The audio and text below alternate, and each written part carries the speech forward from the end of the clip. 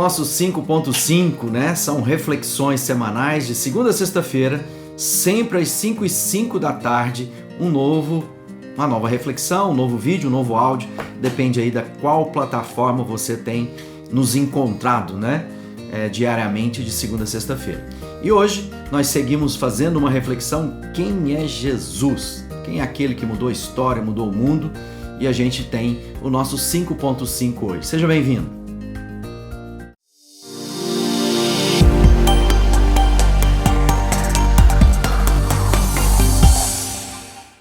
Bom, nós vamos nessa semana falar de coisas muito especiais, né? E nós vamos começar a meditar em cima do livro ou do Evangelho de Marcos. E a gente vai aprender durante toda essa semana quem é o Marcos, qual o objetivo do seu Evangelho, o foco de Marcos, né, em compartilhar os milagres, em as maravilhas, tudo aquilo que Deus operou através de Cristo Jesus, né? Deus encarnado, o homem de Deus. Mas há uma particularidade durante essa semana, porque a gente vai ter essa visão a partir do Evangelho de Marcos. Semana passada a gente falou sobre o Evangelho de Mateus e agora a gente vai fazer a nossa leitura, né, em cima do Evangelho de Marcos. Eu quero deixar um versículo que talvez seja a grande mensagem de Marcos, né? Entre muitas coisas que ele compartilhou a respeito da vida de Jesus, essa é marcante porque parece estar no centro de toda a mensagem que ele deixa para nós. Marcos, no Evangelho de Marcos, capítulo 10, verso 45, diz assim: porque o Filho do Homem não veio para ser servido, mas para servir e dar a sua vida para salvar muita gente. Bom, aqui está um foco extremamente importante para nós, né? Jesus é aquele que é o servo que veio sofrer as nossas dores, veio colocar a sua vida para mostrar a nós quem ele é e aquilo, portanto, ele pode fazer por nós. Bom, vamos começar lembrando, né, daquela pergunta que a gente tem percorrido, né? Jesus se reúne com seus discípulos e pergunta: quem as pessoas dizem ser o Filho do Homem?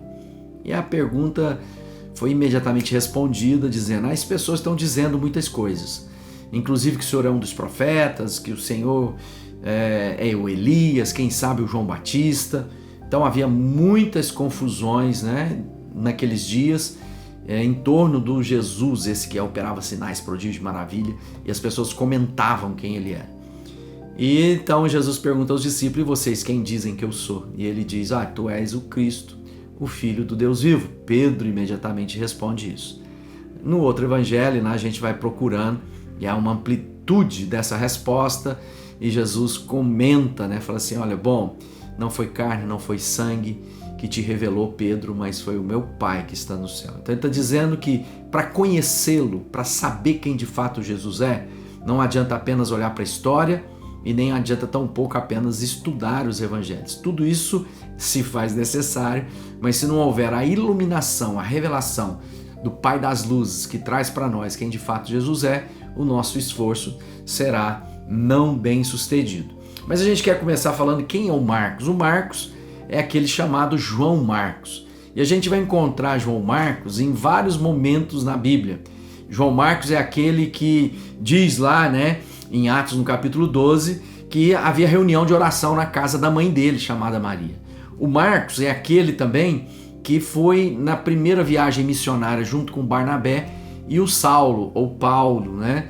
E esse mesmo João Marcos é aquele que criou uma situação de grande discussão entre Paulo e Barnabé, porque o João Marcos volta daquela viagem missionária antes do tempo, e num segundo momento, quando uma outra viagem foi estabelecida, Paulo diz, né, olha, o Marcos não vai conosco. E ali Barnabé segue com o Marcos para um lado e Paulo com Silas para outro. Então, há muitas histórias que a gente pode aprender com a vida do João Marcos. A primeira é que João Marcos nunca foi o grande protagonista daquilo que aconteceu, mas ele sempre esteve presente com uma equipe de trabalho muito forte. E começa a jornada dele com um momento de aparente fracasso, né? Ele volta do campo missionário, ele retorna fora do tempo, e aquilo depois causa um constrangimento e um debate, uma arguição e uma discussão entre Paulo e Barnabé, ao ponto dos dois se separarem, cada um seguir um caminho diferente. João Marcos começa não tão bem em seu ministério. Então a primeira coisa, ele, apesar de não ser protagonista, estava em todo lugar, e quando ele fracassou, nós vamos ver que depois, veja bem, Deus é um Deus que dá para nós novas oportunidades. E se você, quer aprender algo de João Marcos ou do Marcos, ele é alguém que completou a carreira, ele não desistiu.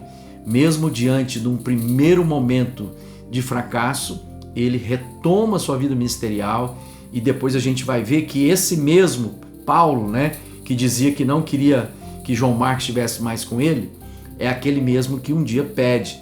Lá em Timóteo, quando ele escreve ao Timóteo, ele diz: só Lucas está comigo, traga Marcos com você, porque ele é útil para o ministério. Então, se você quer aprender com o Evangelho de Marcos, o Marcos é alguém que serviu a Jesus. E o Marcos vai apontar para nós o Evangelho da ação. Ele é alguém que registrou bem todas as ações de Jesus.